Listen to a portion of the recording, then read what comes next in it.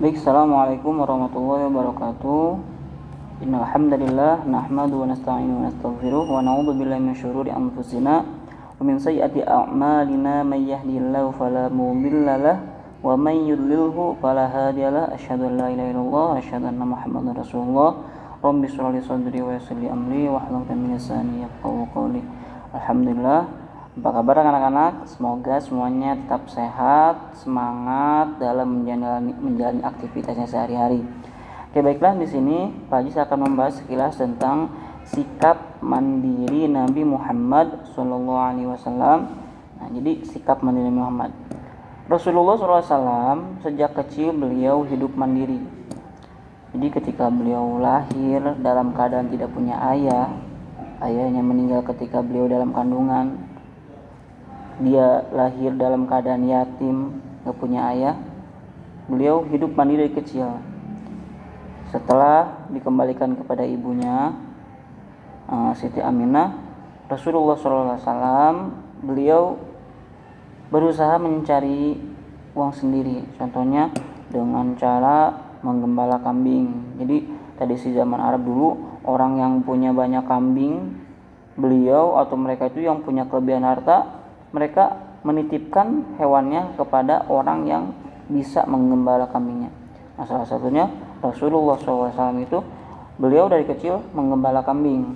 Jadi dari kecil beliau sudah hidup mandiri. Bahkan ketika ibunya meninggal, dititipkan oleh kepada kakeknya, kemudian kakeknya meninggal dititipkan oleh kepada pamannya, Sayyidina Abu Thalib. Apa yang beliau lakukan? Beliau tidak serta-merta numpang hidup istilahnya ya di pamannya Abu Thalib, tapi beliau juga membantu meringankan beban pamannya. Dengan cara apa? Pada usia 12 tahun Rasulullah SAW ikut menyertai pamannya untuk berdagang ke Syam. Nah, itu kan salah satu contoh kehebatan beliau, bahkan sikap mandiri beliau yang sudah tumbuh dari sejak kecil.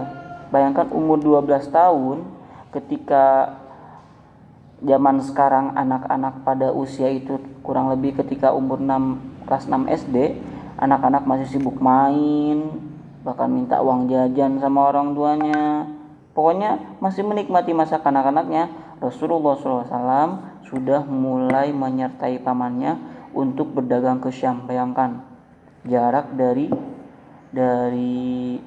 Makkah ke Syam itu bukan hanya 100-200 tapi ratusan kilometer. Beliau tempuh dengan perjalanan zaman dulu bisa pakai onta ataupun keledai. Bayangkan Syam itu sekarang menjadi 4 negara: Suriah, Palestina, Lebanon, Yordania. Itu yang jadi Syam sekarang. Maaf, Suriah, Palestina, Irak dan Yordania. Itu Syam. Beliau tempuh itu jarak ratusan kilo mengikuti pamannya, menyertai pamannya berdagang pada usia 12 tahun, masih anak-anak. Jadi dari kecil memang sudah tumbuh sifat mandirinya beliau. Beliau tidak mau membebani orang lain, bahkan pamannya sendiri. Nah, seperti itu. Jadi kita, kalau misalkan kita ingin meneladani akhlak Rasulullah SAW sejak dini, salah satunya ialah kita belajar hidup mandiri. Pak, aku kan masih kecil. Hal yang terkecil yang bisa kita lakukan sendiri, maka kita lakukan sendiri. Itu adalah contoh sikap mandiri. Contohnya dari mulai bangun tidur. Bangun tidur, kita bereskan kamar sendiri, tempat tidur kita sendiri kita bereskan. Kita bereskan tempat tidur sendiri, kita pergi mandi tanpa harus disuruh, kita bersihkan anggota tubuh kita tanpa disuruh, kita rapikan buku kita, buku belajar, kita siapkan buku yang akan kita pelajari selanjutnya. Itu salah satu contoh sikap mandiri yang bisa kita lakukan sejak dini dan sebagai kita seorang pelajar. Nah, itu contoh sikap mandiri yang bisa kita tiru, yang bisa kita praktekkan, bisa kita amalkan. Jadi jangan apa-apa nanya ke orang tua, jangan apa-apa minta tolong orang tua. Selama kita bisa lakukan sendiri, maka kita lakukan sendiri. Itulah salah satu arti dari mandiri. Nah, karena itu Nabi Muhammad juga sikap hidupnya mandiri. Jadi seperti itu. Nah, selain siap mandiri, Rasulullah SAW juga memiliki sikap terpuji yang lain. Contohnya patuh kepada Allah. Jelas dong, nabi itu patuh pasti pada Allah. Kemudian jujur, disiplin, sabar, pemaaf dan tidak pendendam. Kita banyak sejarah, banyak di buku sejarah diceritakan bagaimana Rasulullah SAW memiliki sifat-sifat itu. Di sini kita hanya akan membahas sikap mandiri karena materi ini yang akan kita pelajari hari ini, dan materi ini yang insya Allah kedepannya akan diujikan untuk pada saat UTS atau ujian semester ya. Nah, beliau melakukan itu semua bukan hanya karena untuk menunjukkan bahwa beliau mandiri, tapi beliau lakukan itu juga sebagai bentuk rasa sayang kepada pamannya Abu Thalib. Beliau tidak mau merepotkan pamannya, padahal pamannya itu sangat menyayangi beliau. Pamannya Abu Thalib sangat menyayangi beliau, bahkan dikatakan pamannya Abu Thalib lebih menyayangi Nabi Muhammad kecil daripada anak-anaknya sendiri.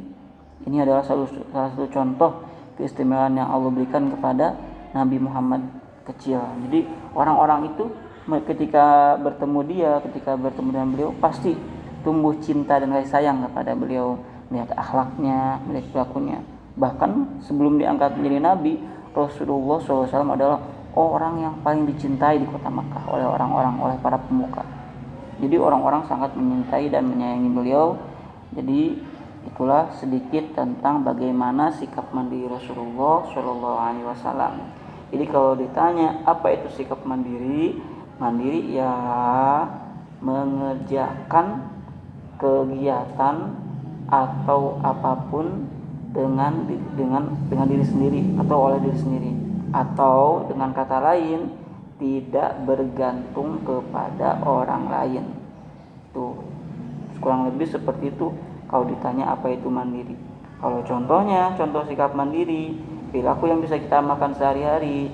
Contohnya bangun tidur, membersihkan kamar sendiri, merapikan tempat tidur sendiri, menyiapkan buku yang akan kita pelajari, menyiapkan pakaian sekolah, atau hal-hal yang emang bisa kita lakukan sendiri.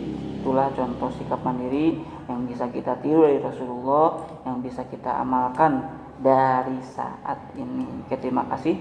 Semoga materi singkat ini bisa bermanfaat dan bisa diamalkan. Terutama ini harus diamalkan ya. Jadi bukan hanya teori, bukan hanya sekedar kita paham apa itu mandiri, tapi nggak kita amalkan. Inti dari pelajaran ini ialah kita bisa mengamalkan apa itu hidup mandiri.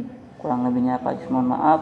Wabillahi taufiq hidayah. Nasta'fi minkum al-khata. Assalamualaikum warahmatullahi wabarakatuh.